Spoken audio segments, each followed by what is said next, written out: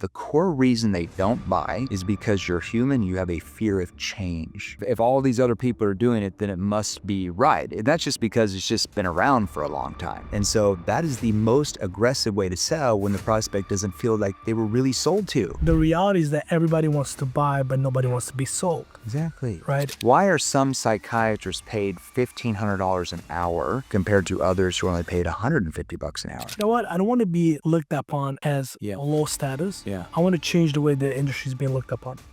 I say people buy from people they trust can get you the best result. But people always buy from people they trust. You might not necessarily love Trump, but you might trust starting a business with him would get you a better result than Obama, which you love, but you might not trust he has the same business skills as Trump. There's three different, I would say, models that most people know, which is the first one is the highly aggressive boiler room selling, right? Second one is consulting approach, right? And the third one, dialogue. Yeah, and I didn't create dialogue. I want to make sure everybody understands. I didn't create dialogue. A lot of things that, my methodology, NEPQ, which stands for Neuro-Emotional Persuasion Questioning, a lot of that would come from some of that stuff. I have probably an advantage over some of that stuff because of my background in behavioral science, learning how the brain makes decisions. So I'm taking that, like, why are some psychiatrists paid $1,500 an hour by patients compared to others who are only paid $150 an hour? Well, because those other psychiatrists understand how the brain works much better. Instead of telling their patients what they need to do to fix their problems, they've learned tonality, facial expressions, body language, and the right questions that gets the patient to tell themselves that they have full control to overcome their own problems. Interesting. And that's why they get paid so much. So I took all of that, the framing, the deframing, the pre-framing, and framing's, my concept of framing might be different than what other sales trainers talk about framing. There might be some similarities, but I'm taking that from like a background of the way the brain works. And that gave me a competitive advantage in sales for sure. And I just, the methodology followed from there. 2024,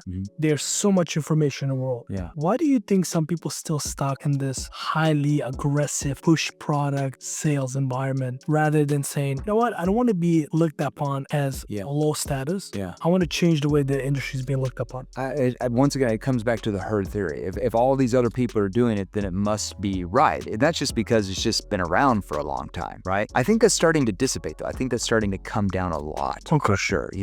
We're the largest, we're ranked the largest business to consumer sales training company in the world now based on annual revenues. And overall, between B2C and B2B together, I think we're ranked fourth largest in the world. And that's been in 5 years. And I think we disrupted the market because we just came in and like, oh, that makes sense. Like, selling is not adversarial, you against the prospect trying to manipulate them so you make money. Selling is more collaborative. You helping the prospect find problems they didn't know they had, where they view you as like getting the results they want. Like, that feels more comfortable to me. I think when people like look at it like, oh yeah, I want to be sold to like that I feel more comfortable now, because if you're so aggressive like that, and here's the thing, people are like, oh, NEPQ is passive. I'm like, no, it's actually the most aggressive way to sell. Do you know why it's the most aggressive? Because the prospect doesn't feel like they were sold to. Yeah. It's the most aggressive because you learn how to get the prospect to sell themselves. It's like the art of war, right? The art of war, you allow I don't want to say a prospect's an enemy, but you allow the enemy to basically do everything, destroy themselves, and you don't do anything, right? You're just facilitating it.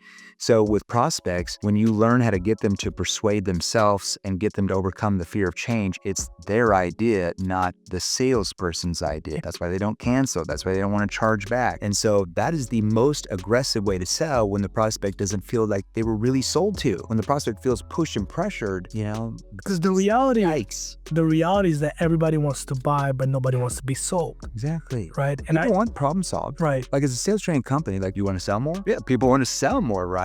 But we still have a fear of change. So any prospect that gives you an objection, any prospect that doesn't buy, the core reason they don't buy is because you're human, you have a fear of change. That's why you give an objection, because you fear change. You're more likely to stay with something that is more familiar to you, even if you don't like it that much, over something that is new or unknown to you, because you don't know what's on the other side. There's that risk, like, will it work, or will it actually do this? And so the salesperson's job is to help them overcome that fear. So, because what's on the other side of change? Where you always wanted to be. When you change, that's where you wanted to go. Like, you have to change it to get outside your comfort zone. Like, if you want to get better at your relationships, you have to put in the work to change. And and it's kind of scary in the beginning, but once you get to the other side, you're like, wow, my relationship's so much better. But you had the fear that it wouldn't work before. Right. It's the same concept. 100%. Yeah. So NEPQ, right? It's a model that you created. We also know, I would say the first model that was created, IDA. AIDA model of sign. It's the first known model. Exactly. I mean, maybe there was other. How is your model different from that one? So AIDA is attention, interest, desire, action. It's kind of, a lot of people would say that's very transactional. It's like, how do I catch your attention? Got to get them interested. So like, I'm going to spend, let's say, the first 10% of the conversation, whether it's in person, whether it's virtual, whether it's on the phone, B2B, B2C, doesn't matter. I'm going to spend the first 10% building rapport. How are you doing? How's the weather over there? They had that script played on them many, many times, but every salesperson has ever tried to sell them anything. So they know you're generally not in how their day's going. They do that because they believe that people buy from the people they like. Yes, I say people buy from people they trust can get you the best result. And if they like you, that's a secondary thing. That doesn't mean they're going to buy from you if they hate you. But people always buy from people they trust can get them the best results. You love grandma, right? Let me give you an example. This is really easy. You love grandma, okay? Let's say grandma is selling a network marketing opportunity. Gotcha. Okay? Yep. Are you going to buy from grandma? You love her. You like grandma. Or are you going to go buy from, let's say, some guy you randomly bumped into that makes $100,000 a month? Who are you going to trust get you the best result? Right. First from grandma. Probably the guy that already has the results. You're going to buy from him, even though you don't hardly know them, because you trust he can get you a better result. Look, you love your neighbor that has the local hardware store, yet you're still buying your hardware tools from Amazon. You don't necessarily love Jeffrey Bezos or love Amazon. You like your neighbor more, but you're still buying from Amazon because they get you a better result. Yes. Yep. Would it be fair to say that people buy not from the people that they like, not only the people they trust, but the people that can get them the fastest results? Yeah, for sure. Yeah, I mean, that's part of it too. Now, if they like you, like if all things are equal, which they rarely are, they'll go with the person they like. But things are very rarely equal. They're always going to buy from the person or the company they trust can get them the best result, period. If you knew someone could get you the best results, I'm sure you heard of the guy named Tim Grover, right?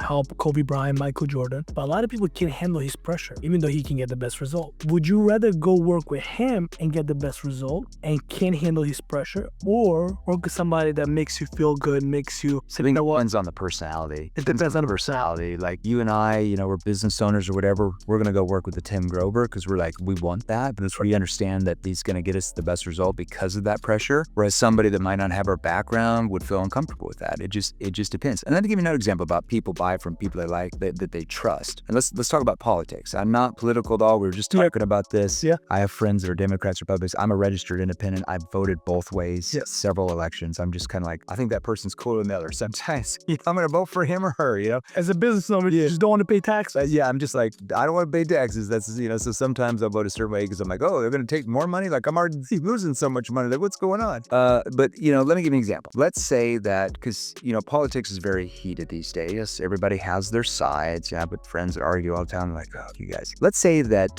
President Obama, which I admire as a communicator, I think he's one of the best, literally the best presidents ever at communication. Hands down, literally probably number one. Now, I didn't hear George Washington speak. I didn't hear, some of those guys a long time ago, but as an orator, the number one president, that no doubt about it. If President Obama came to you and he said, hey, I've got this business idea. I think we can do this. I think we do that. I just need, $10 million.